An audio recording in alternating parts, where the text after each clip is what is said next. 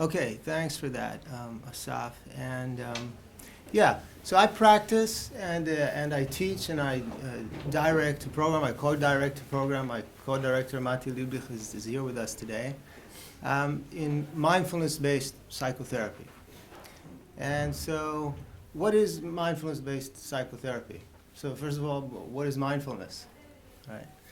And we live in a very pluralistic era where mindfulness has become practically anything, which is beautiful in a way. And so I'll just offer a definition that I like to work with, which is mindfulness as purposely cultivated present moment attention, which suspends conclusion and judgment.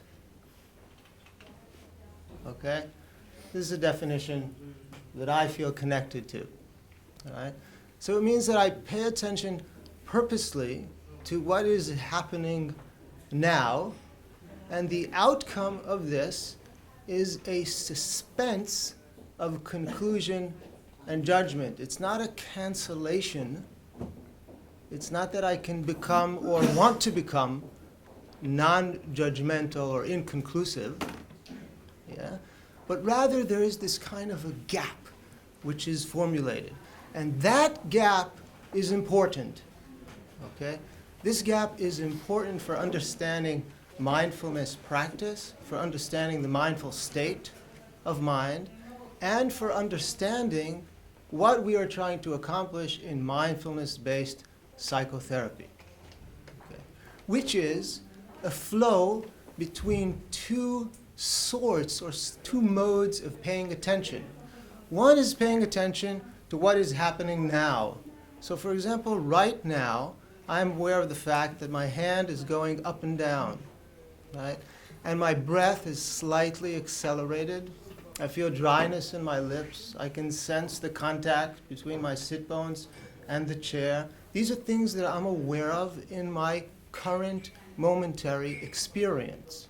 And there's another level of my being, which is my story. It's a narrative about my life. I was born somewhere.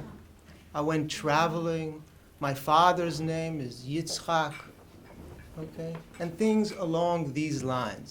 And what we perceive to be a desired state of mental health, right, or we might say of wellness, is a state where there is a flow, an ongoing flow between these two modes of attention, these two states of mind, between present moment attention and attention to the narrative, to the storyline.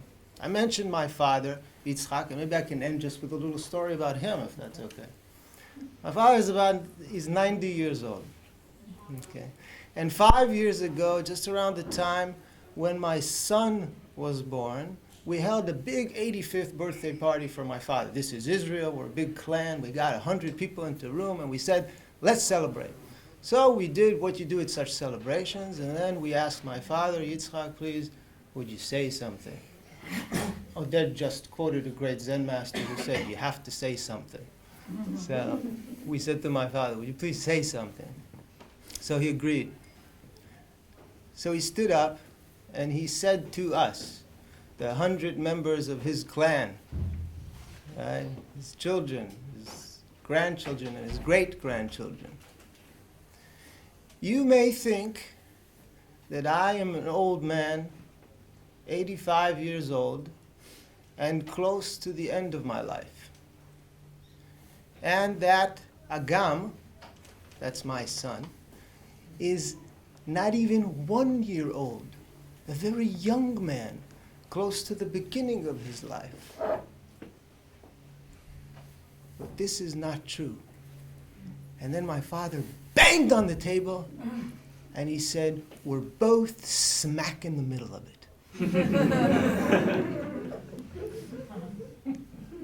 That's my opening statement.